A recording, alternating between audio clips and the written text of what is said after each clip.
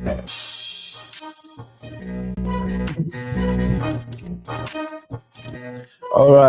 right, ladies and gentlemen, how you doing? Good morning, good afternoon, good evening, wherever you're watching this. Of course, it's night right here in the state of Texas. I want to talk about what's trending, and if this is the first time you're watching my channel, my name is Ben Real, and this is Uncle Benu's channel.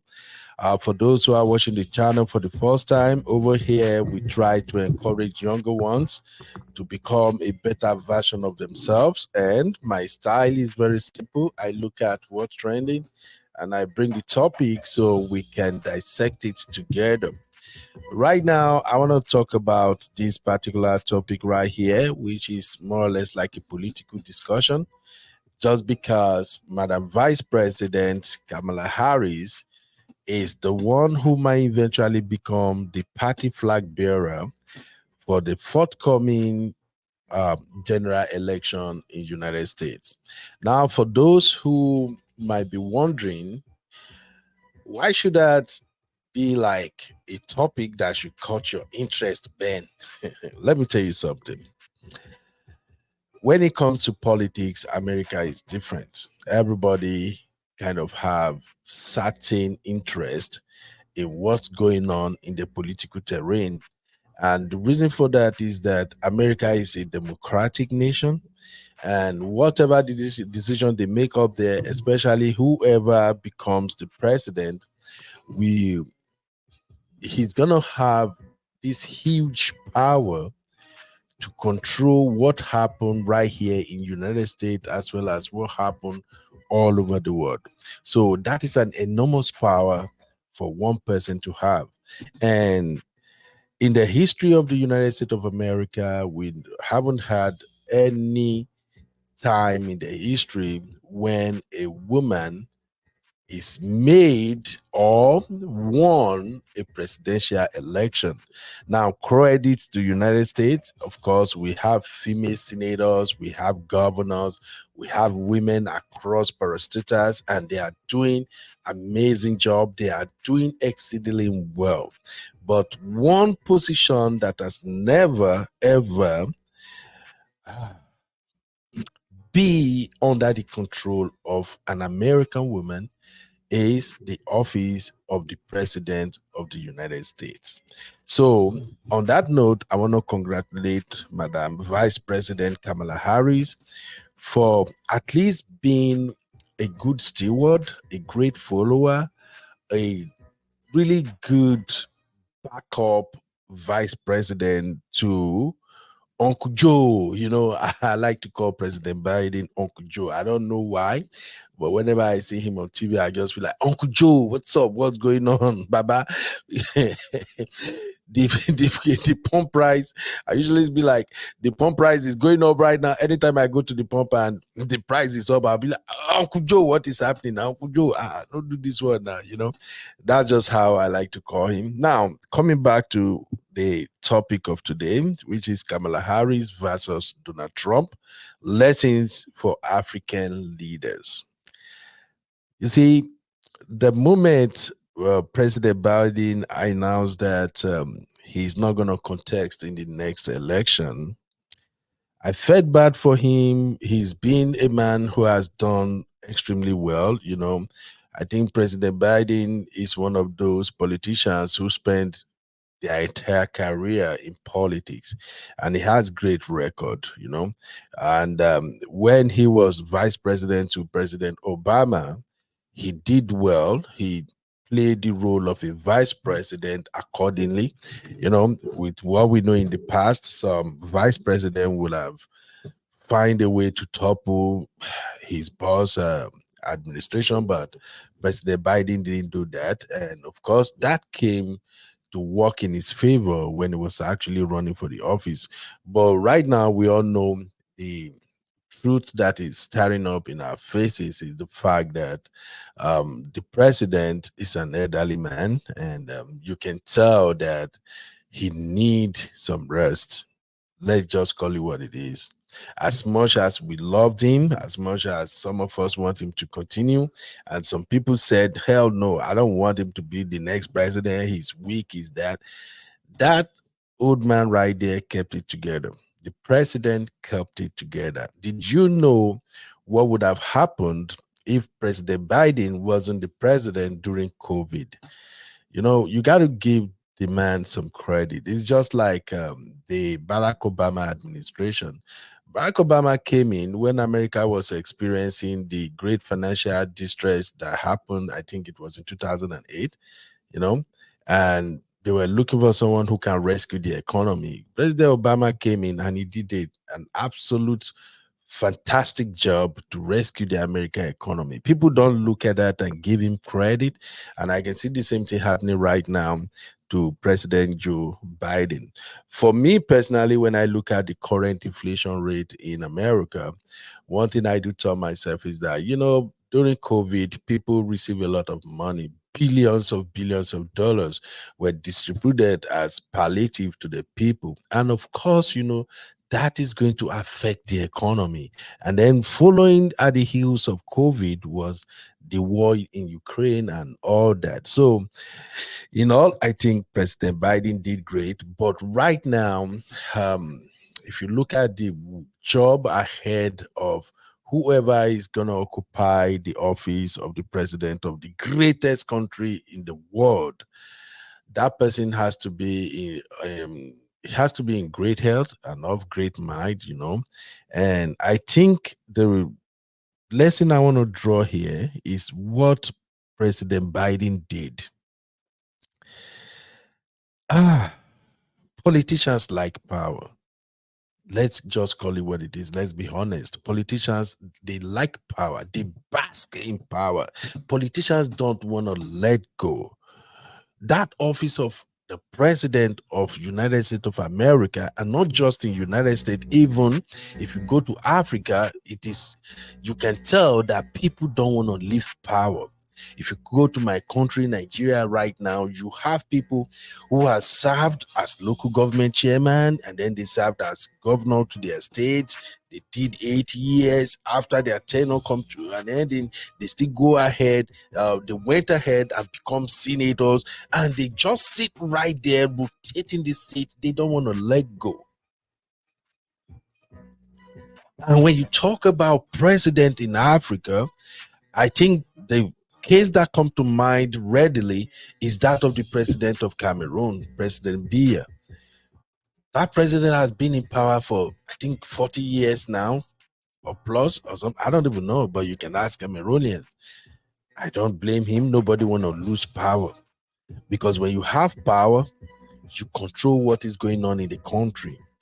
So let's give it up to President Joe Biden. President Joe Biden did a great job.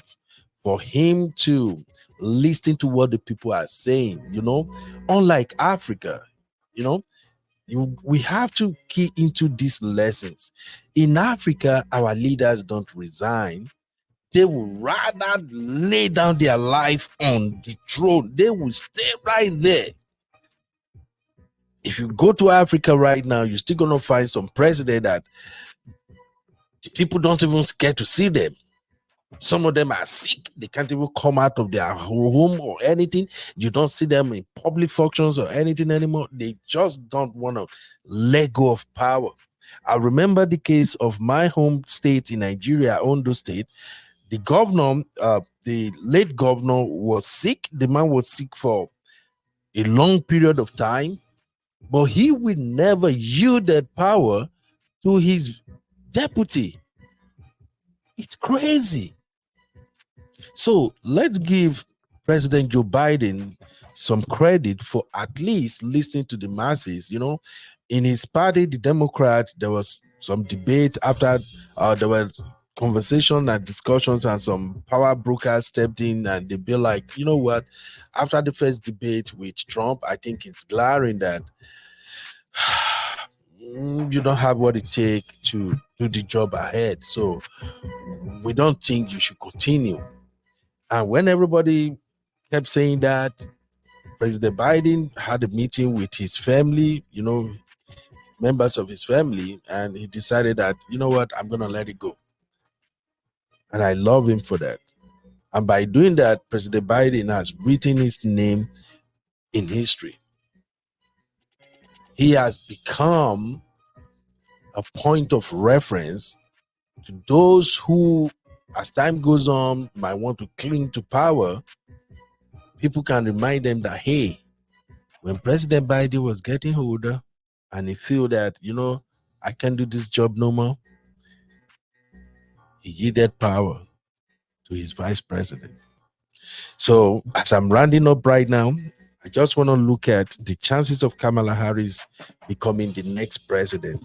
You see the battle, if Madam President end up getting the nomination of her party, which is the Democrat Party, she will be going head to head with ex-president Donald Trump.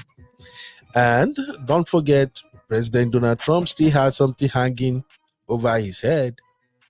And something tells me maybe this is the game the Democrat want to play, It's politics. It's all about game. Everybody tries to win one way or the other. So if Kamala Harris go head to head with Donald Trump, who do you think will come up on top? Let me read your thoughts in the comment. I'm going to be in the comment. We're going to be exchanging this conversation. We extend this conversation in the comment. Do you think Kamala Harris stand a chance of beating President Donald Trump come November when we're having the election? Or do you think President Trump is just going to crush Madam Vice President? But let me shock you. This is America. In America, don't count anyone out. In America, the battle is not over until your opponent yielded. Why it might seem that, I think Trump have an upper edge, Trump will crush Kamala, nobody will vote for her and all that. Listen, Kamala Harris have strong supporters behind her. If she click the Democrat presidential candidate nomination, this might not turn out just the way everybody think it will go. Just a thought. Just what I'm thinking. But I want to read from you guys. Do you think Kamala Harris stand a chance to beat President Donald Trump at the poll? And what are the lessons do you think African leaders can take away from this? As for me, this is what I think African leaders should learn. Number one, know when to quit. Yes, we have so many African leaders right now who don't do shit, yet they don't know when to quit. We have some African leaders right now who are aged. You can tell that the energy is not there. The mental capacity is zero. Yet this old man would rather buy in power than to give up. So African leaders know when to resign, know when to yield, know when to say, okay, I got to stop now. Because if you don't do, there is no way Africa gonna grow. Number two, think about the people. President Biden he decided to drop out of the presidential race, not because he doesn't have the power or the will to impose himself on the people, but rather President Biden realized that he is going there to represent the people. And if the people says, we don't think you are in the right frame of mind, or you don't have what it takes right now to lead us, please drop out. He simply dropped out. That is a noble thing to do. So African leaders, you have to learn that. Well, I'm going to come back with more. Let me stop right here. I need you guys to tell me what you think African leaders can learn from what just happened in the history of American politics. And who do you think going to come out on top? between Vice President Kamala Harris or President JT Donald Trump? I'm just kidding, folks. All right. I'm gonna see you guys in the next one, and until I come your way again, my name is Beno Real, and this is Uncle Beno's channel. If this is the first time you're watching us, please subscribe to the channel, give us thumbs up, and of course, don't be a stranger. Leave your opinions in the comment. I'll see you in the next one. Have a blessed day, yo.